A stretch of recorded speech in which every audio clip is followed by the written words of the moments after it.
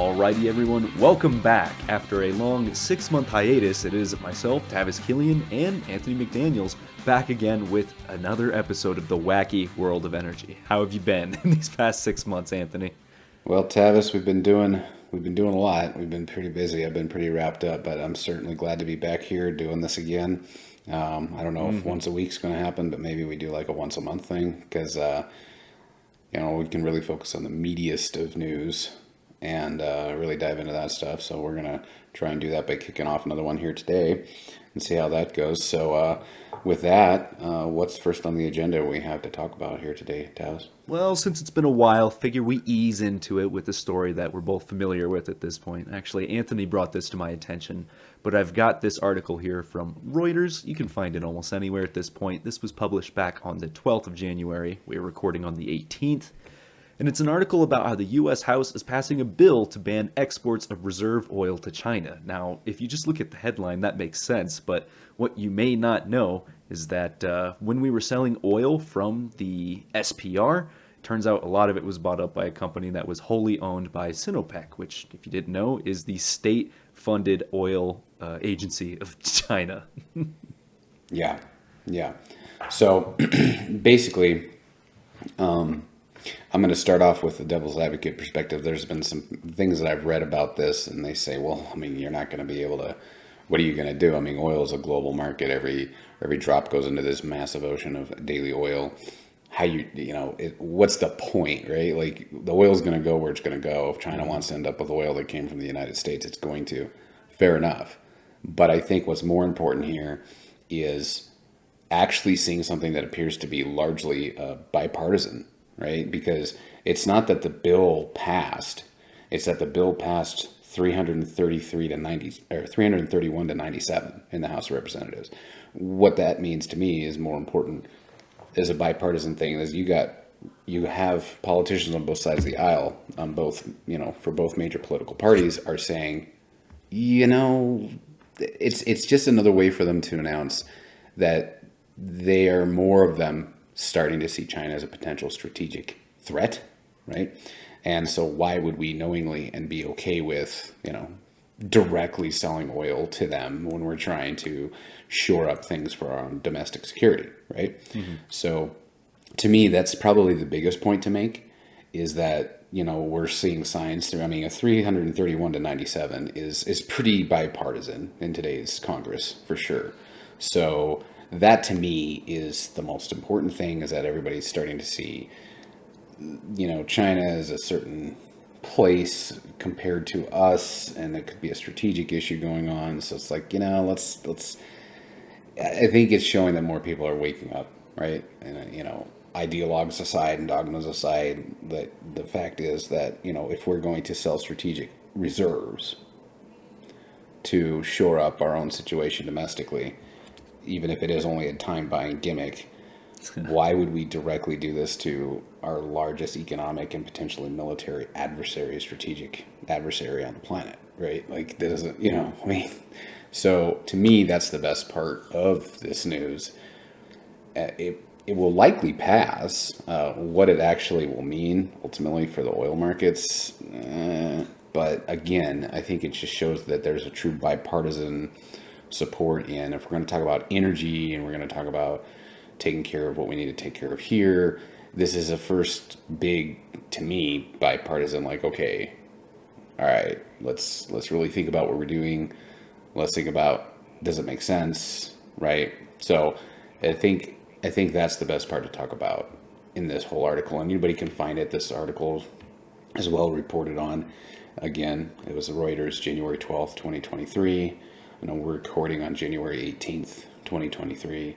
So fairly recent, pretty easy to find. And another to end part of this and to the last part of this article, which I think further substantiates what I'm trying to get at here, is that they say, and I'm taking this from the article here, U.S. House lawmakers also voted overwhelmingly this week to create a select committee on China to counter Beijing's growing international influence.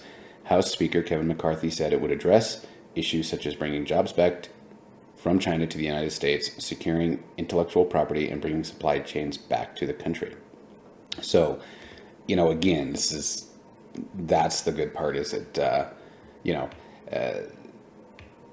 they also say the Biden administration has set no plans to conduct further sales from the SPR, though some of the smaller states, required by legislation passed by Congress in prior years, could occur. So some of the smaller sales could be required. There's also some legislation that's been talked about and maybe suspending congressionally mandated SPR sales this year.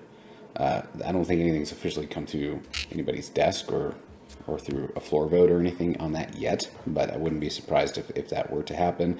And then on the other side, there's some speculation that the Biden administration could potentially do more releases. So we'll see what happens. More releases, no more releases. We'll see what happens. But at least it looks like there's more of a bipartisan effect going on in regards to what we're doing strategically, and China in particular. So, yeah. So I guess with that, I mean, what are your thoughts on some of that conversation? I think you hashed it out perfect. I mean, your devil's advocate argument at the beginning, I like it. It's something to consider. Sure, you sell oil, it's going to find its way in the markets, but the whole idea of this SPR release was, despite the fact that it wasn't exactly an emergency, the goal was to lower energy prices, and giving feedstock to international markets doesn't necessarily have the greatest effect here. So I think we're asking good questions. Like you said, it's nice to see everyone unified in addressing these goals. And I will add, I forget which representative it was, but one who voted no said that this bill wasn't good enough because we should outright ban sales to China entirely. But I think that's an argument for much, much further down the road. We're just getting our toes wet at this point. Yeah. But past So that, what do we have next up on the docket? well, you sent this article, so I didn't know if you wanted to take it away. I mean, I think the quote at the start does great. But this is from the Epic Times, one of our go-to sources for news. We strongly recommend anyone at least check it out. And the article was released on January 14th, titled "Dogma Trumps Democracy for America's Climate Change Advocates." Pretty hefty, pretty dense, but I think the intro does great. Federal Reserve Chair Jerome Powell dismissed the notion that the Federal Reserve should take a hand in making climate policy. Quote, "Without explicit congressional legislation, it would be inappropriate for us to use our monetary policy or supervisory tools to promote a greener economy or to achieve other climate-based goals." End quote. And this is refreshing to me because it seems like anytime you go, oh, we have this climate initiative, everyone immediately, there's 9 people ready to take it up. But I like that there's some discretion here to say, hey, this may not be the best use of our time and resources. Yeah, I mean, so the article goes on further to say that, the United States, Powell is in the minority among central bankers. We've got the ECB, European Central Bank, in what it describes, this is from the article, as an evolving climate agenda. The Bank of England has a climate agenda, as does the Bank of Japan and even the Bank of China. We do have some of this kind of scuttling in here. The SEC Commissioner, Gary Gensler, the chair for the SEC, is all in on the climate change stuff here. Now, rather than getting into, what you believe is right, what everybody should appreciate here is that if your central bank adopts a climate framework agenda, then they will basically cut off even more capital to fossil fuel developments, right? So in doing so, any bank that's part of the Federal Reserve System, which is, basically all of them in the United States, they wouldn't be even allowed to write loans for energy production, conventional energy production, oil and gas. That would create whatever pending energy crisis we may have. That would make it probably a lot worse, because at the end of the day, whatever anybody really wants to believe is the future of energy, we can learn a lot from the past. In the 1700s, as late as the 1700s, wood was the primary energy source for the entire planet.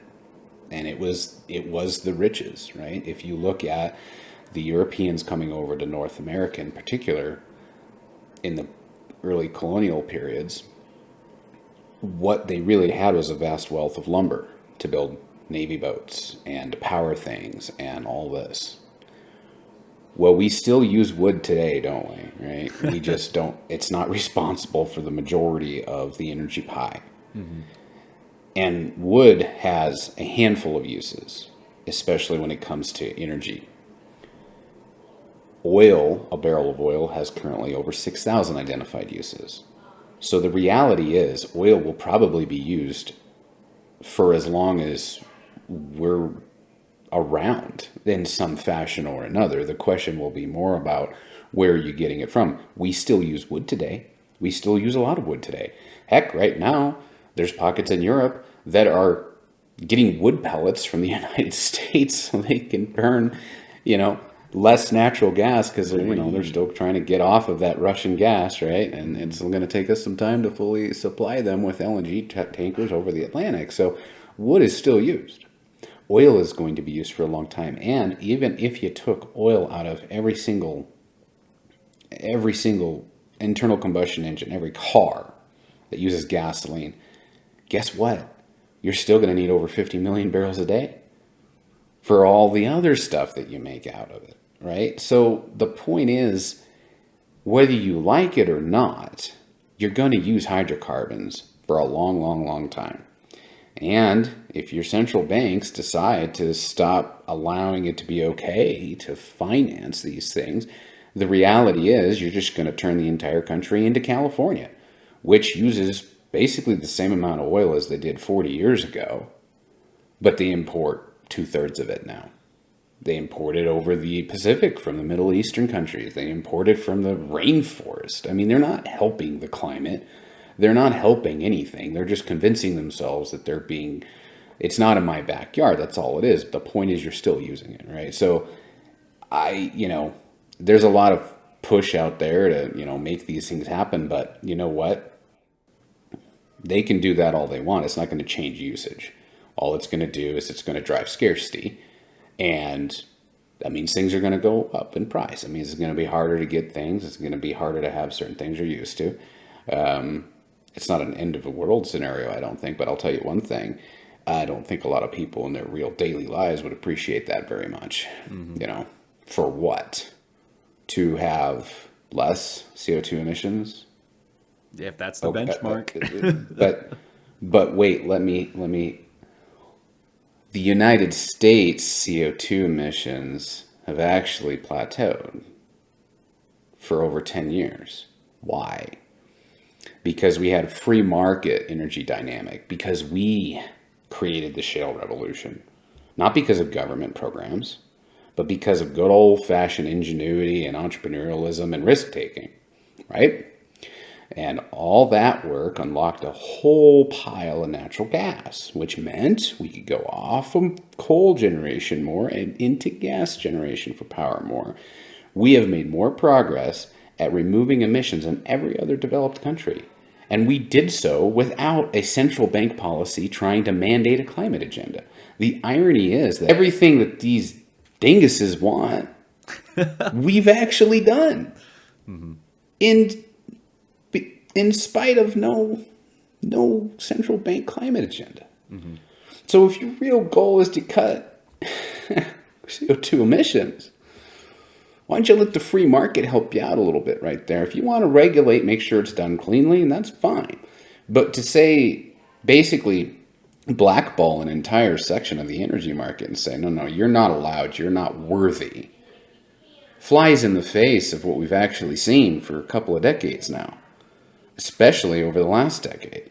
So, to what end, right? I mean, why are you going to make such a big deal about having a climate agenda when the only country that's developed that's made actual progress is the one that doesn't have a climate agenda in the central bank? Mm-hmm.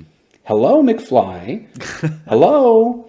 I mean, if you really care, why don't you look at what's actually happened, the trends of human history, the trends of energy usage, the current state of all of these things, and then you look and say, oh man, what developed countries actually made most of the progress? You would think logically that you would say, man, look at that one country that made all that progress. We should learn from that. But these people are talking about none of that matters. Our ideals matter. Our dogma matters. we just want to say that we're saving things, but you're not. You're not saving a darn thing. You're just virtue signaling, really. But you're not even accomplishing what your main stated goal is by doing so. Yeah. So I think people should really take that into account when they think about, well, maybe it would be good. And, well, okay, you can talk about maybes all you want. Let's look at what's actually happened. Let's look at what things actually are, instead of getting all wrapped up into this moral dogma crap. Mm-hmm. So, for what it's worth, those are my 2 cents on that. Hey, I think you're right. And the point of looking back to other case studies, examining history, I would argue that government intervention to achieve certain policies has historically not worked so well. It seems the more you try and push one thing, the harder it is to get it. And I think that is probably most apparent right now from this article we've got coming up next from Oil Price, published today, actually, January 18th, the day of recording. Russia remains the top seaborne oil supplier to Europe despite sanctions. I mean, right there, despite sanctions. They wanted so bad to get away from this. And even outside of Europe, we look at India, we look at the Persian Gulf. I mean, there's so much energy coming out of Russia, and I guarantee you it's finding its way into Europe, whether they welcome it or it comes in from someone else who's in the middle. Yeah. Yeah, they really got to it hard, huh? Here's according to data from this is from the article here. According to data from the maritime sector brokerage firm Banchero Costa, last year the EU imported 98.8 million tons of Russian crude via sea, down from 112.5 million tons in 2021 and 128.5 million tons in 2019. So they cut it a little bit, right? A little bit. Teeny tiny. Like a little more than 10%. Yeah, I mean, still significant, but it's certainly not what they were aiming for. Yeah. Reality, lies need propaganda and media campaigns. The truth is just the truth. And the truth is they still need a lot of energy, and the United States can't just flip a switch and get them a whole pile of LNG on a reliable schedule over the Atlantic overnight. Mm-hmm. Though I wish we could. We'd see a lot of benefit in our own markets, but you don't build the infrastructure and this is what happens. You rely on one entity to supply energy for 75% of a certain region. Yeah. And this is what happens. You got to diversify. You got to work to make your own resources. And if you don't, you've got to buy from at least more than one person. So, I mean, if anything, this was a lesson in diversification and how at this point they can't. You can't whip up these new, well, you can whip up new trade agreements, but like Anthony said, the capacity, that's just not there. Yeah. So further down in the article here, it says, though Russia has seen its exports to the EU decline by over 12% last year, the data shows that overall it saw an increase in exports by 10.3%. So basically the stuff that didn't go to the EU went to India. Just so there it you could go. Right back to the EU if they had too much. It's like, I'm going to restate that. Though Russia has seen its exports to the EU decline by 12%, the data shows that overall it saw an increase in exports by 10.3%. And the figure is only slightly below 2019 levels. So essentially, Russia is exporting last year. Yeah, it's just such a, be careful, because Putin has said that effective February 1st, we're talking, what is that, not even 2 weeks now? Something like that. Yeah, less saying. That, no, exactly 2 weeks, look at that. Yeah, we got a couple weeks, and they said, you know what, I don't care the price. If the EU nations, NATO nations, the US, anybody participating in this proposed price cap mechanism, we're just not going to send our oil to you. We'll see what happens, but I will say this, for all of the media campaigns, let's say it that way, about how Russia's revenues are getting kicked and how they're just, this war is crippling their energy trading. revenue system, why did their exports see an overall increase in 2022 over 2021? Yeah, I mean, at the end of the day, the It's world like, still has an immense demand for crude. It's going to be serviced somehow. Just because we said we don't yeah, want Russia's oil doesn't mean we don't need the oil that they were supplying in the first place. yeah, it'll find its place, won't it? So we'll, I guess we can move on to the next. This is also from Oil Yeah. Price, and it is titled "The IEA Sees Global Oil Demand Hitting a Record High in 2023." This was published January 18th. We've got this bullets at the top here. Give you the quick data. The IEA believes global oil demand will hit a record high of 101.7 million barrels per day this year. The IEA raised its demand estimate by 200,000 barrels per day, with the agency saying China will drive nearly half of global demand growth. Oil prices continued to rally early on Wednesday morning on IEA estimates that oil markets are set to tighten in 2023. I gotta say, I think I agree with every one of those points. Demand up, China servicing a lot of it, and supply going down, from a global perspective at least. Yep. So China's reopening. It seems like every week we must have umpteen articles about China's doing this, China's doing that in regards to oil. And look, let me just get this out. I understand probably as good as anybody that is an average casual industry participant that follows the industry as industry. I get it. China's a big deal for oil, right? But every time the oil price moves up and down $2, $3, $4 doesn't mean it's because something happened in China. It just means they have no other headline to give it, right? I'm sorry, but it's true. So, Yep. yes, China's demand is going to probably be the biggest single contributor to oil price direction on a fundamental basis. This is true. But for all of the narratives out there, why don't you just look at what they've actually announced? They announced, China being they, that their import totals quotas for 2023 are going to be what? Was it 30% higher than I last think year? it was, yeah, about 30. Okay, Just in so imports. you got the Chinese Communist Party over there, and they're saying to their state-run refiners and import terminals, you need to bring in more this year, a lot more this year than you did last year. I think that's pretty much clearly stating right there what we should expect China to do, right? And to be totally honest, that's about all you got to say about China until some other new development occurs, right?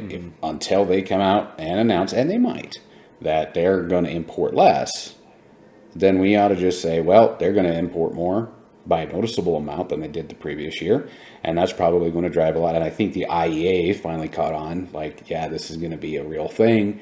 It's appearing to be a real thing. Again, that could change. And if something big happens in China, it will certainly have the biggest, probably significant impact on the demand side of the equation for oil markets globally, right? But again, we could talk about all these things, all these articles talking about, oh, well, China, they have all this COVID surge and things are slowing down and they're going to have all these problems and they're blah, blah, blah. Well, again, the state said, boom, want you to import more, guys. We need to use more, a lot more, right? So that is probably the biggest takeaway if you wanted to have all this China news. It's that they say they're going to import more, that they're going to have to. So, the article goes on to say here that after they say half of demand growth will come from China, at the same time, world supply growth is set to slow to 1 million barrels a day, following last year's OPEC-led growth of 4.7 million barrels per day. That wasn't an actual growth of 4.7 million barrels a day, everybody. What it was probably largely oil cuts being brought back into the market. It's not that there was a bunch of exploration particularly. So, yeah, I mean, no wonder why the supply growth is set to slow from 4.7 million barrels a day to 1 million barrels a day. Overall, the article continues here, non-OPEC plus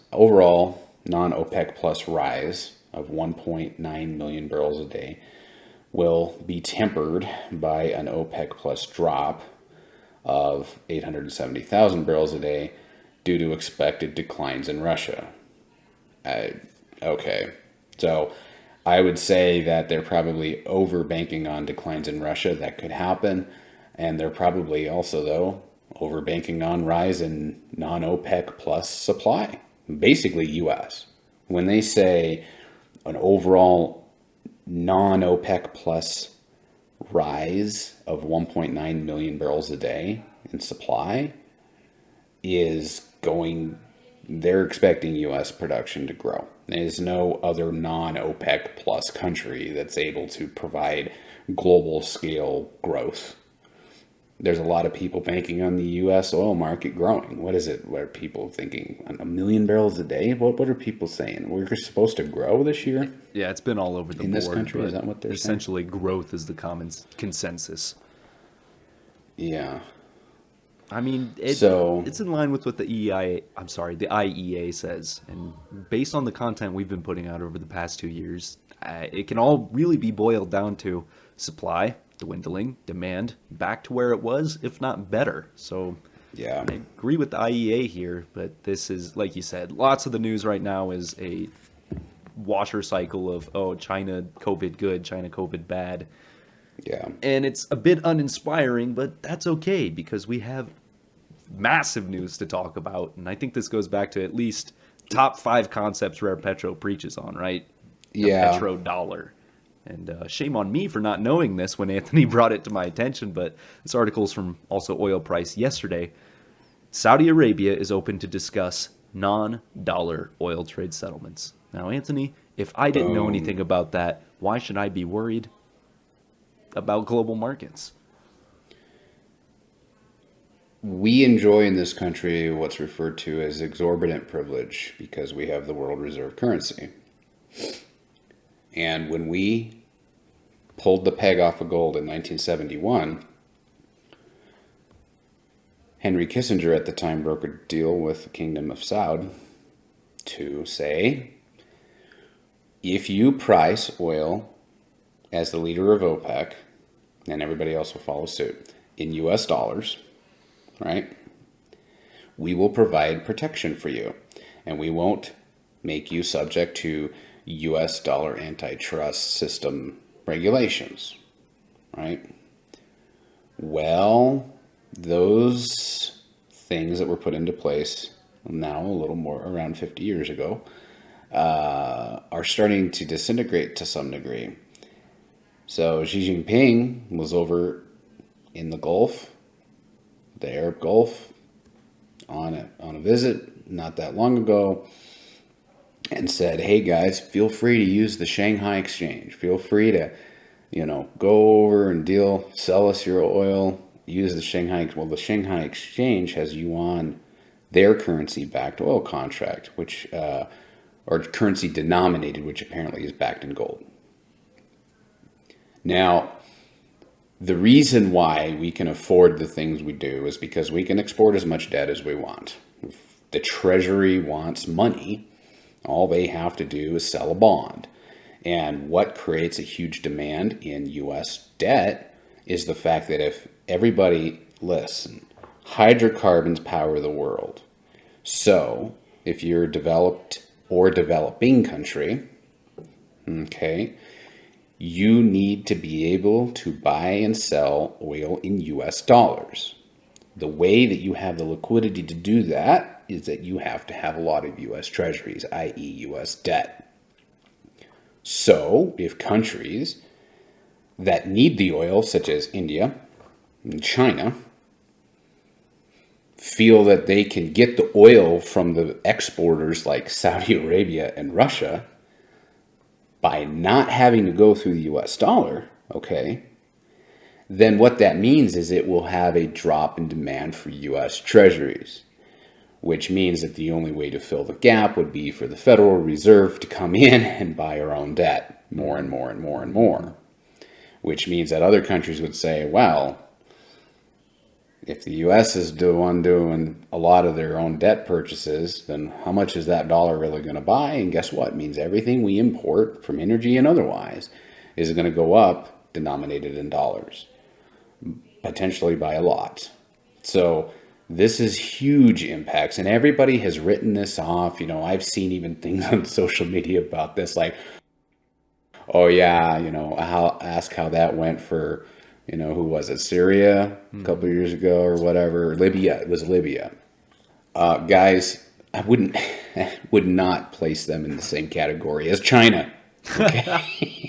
A little different. China is the Scales. number one oil importer in the world. Saudi Arabia, I believe, is the number one oil exporter in the world, followed by Russia. And if all three of them, and let's throw India in the equation, they obviously don't care about buying Russian crude, even though they're a pariah of the NATO countries. Well, guess what? If all those guys say, yeah, fine, we'll all trade oil, we'll sell you our oil, and we'll buy our oil from you, and it will all not be in the U.S. dollar system, or it doesn't have to be. That means the U.S. dollar sanction weapon gets detoothed almost immediately. Mm-hmm.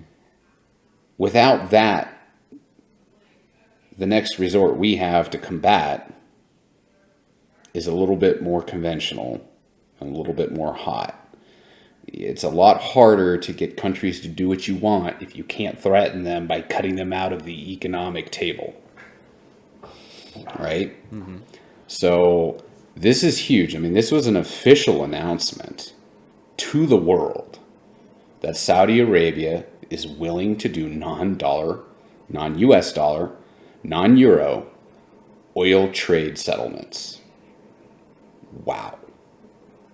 Yeah. I mean the quotes. This should be number one freaking priority for international security for the U.S. perspective, not only militarily, but also economically. And I really hope the powers that be in Washington are taking this exceedingly seriously, because there will be nobody to blame except foreign actor countries if oil prices spiral out of control in U.S. dollars, along with other things, in the next year or two. It's going to largely be attributed to the large chunks of the world selling and buying oil, saying we don't have to go through the U.S. dollar. Mm-hmm.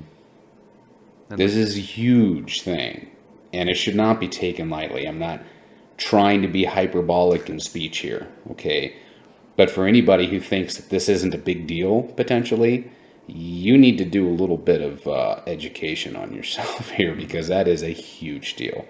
Yeah, even the quotes are super revealing, I feel. I mean, it's a thumb to the nose towards the United States. The Saudi Minister of Finance, Mohammed Al-Jadaan, quote, "There are no issues with discussing how we settle our trade agreements, whether it's the US dollar, euros, Saudi rial.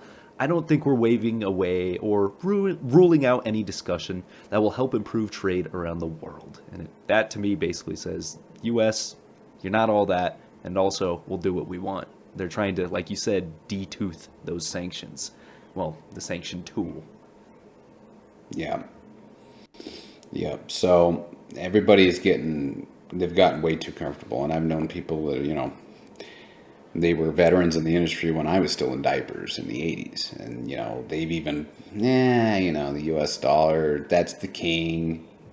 I'm not saying it's going to disappear into ambiguity to the relic of history. No. What I am saying is our ability to export debt, to have exorbitant privilege. I think it was maybe Alan Greenspan that had coined that phrase. I'm not sure on that. A lot of that is at risk, and it doesn't mean the end of the U.S. What it means, though, is here's another takeaway. Now, they might try to politically demonize our industry again, but the reality is the reality that if these nations continue to team up to say, you don't have to worry about the U.S. dollar system, well, we still use a lot of oil here, and we will have a hard choice to make, and we might find ourselves in a situation where begrudgingly to about half of the political spectrum, we might have to just deal with getting more domestic energy production quick. Mm-hmm. And we could see a very big change. And I wouldn't say that people are going to abandon their political ideologies, but we might see a suspension of some things that are trying to run fossil fuels out of business in this country. We might see a pause, if you will, Mm-hmm. because I don't know if there will be much other choice. If this gains much traction, and I fully expect that it will, you could see a lot of things happen. Commodities priced in US dollars across the board will significantly rise. We're talking gold, silver, copper, food products, energy products. It's going to be across the board. You could simultaneously see a potential large amount of volatility in the stock markets, drops, and then major Federal Reserve interventions, and then yeah, that could prop it up, but then it could destroy purchasing power at an even faster pace of the US dollar, create even higher inflation. It's going to be something to watch. To me, this is the thing to watch, not just because we're in oil, but because everything we enjoy in this country is because we're wealthy. We want to spend, hundreds of billions of dollars on our military. Where do you think we get all that money from? We sell treasuries, everybody. What do you want to say? How does the Treasury of the United States raise capital? They sell U.S. debt. That's how they do it. Mm-hmm. Hello? So if one of the large demand drivers on a consistent basis of foreign players buying U.S. debt is so that they have liquidity to trade in energy markets, what happens when they realize that they don't have to go through the U.S. dollar to get the oil? Greenback gets a whole lot weaker, if I had to guess. Could, or it could not. The point is that it's going to change a lot of stuff, right? Mm-hmm. I would say the greenback would get weaker in absolute terms, depending on how you follow it. Like, people follow the DXY, but the DXY is what? It's the US dollar against the euro, the pound, and the yen. Oh, so that's an irrelevant metric. It's a relevant metric. You're talking about, we're not talking about those cohorts of nations. We're talking about Russia, China, India, Iran, Saudi. These are the cohorts of nations that they're not in the dollar index. So, the purchasing power of international goods, especially from countries that aren't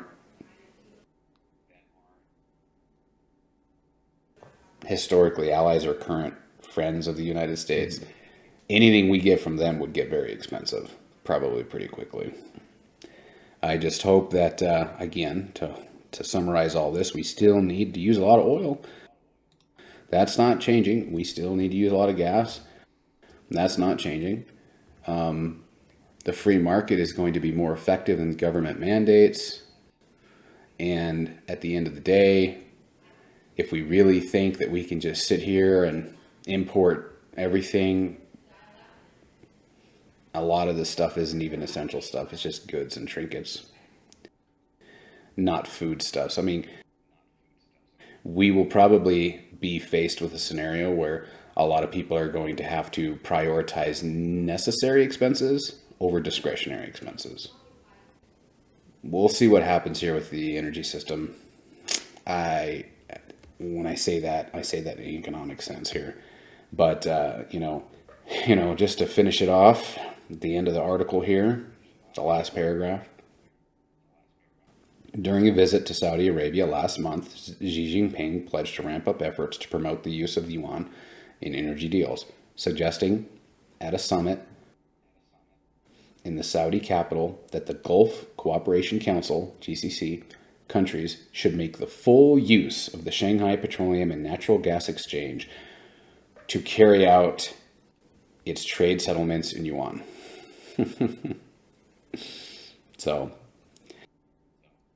there's a good chunk of the world, well more than half of the world's population, that either don't like or don't care for the U.S.